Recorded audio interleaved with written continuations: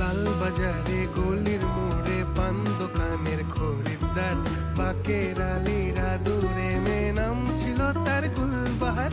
লাল বাজারে গলির মোড়ে পান দোকানের খরিদ্দার, বাকের আলীরা দূরে মেয়ে নাম ছিল তার গুলবাহার। নাম ছিল তার গুলবাহার, দেখতে ভারী চমৎকার, তুলনা যে হয় না তার হোসনে আরা গুলবাহার। বাকের আলীরা দূরে মেয়ে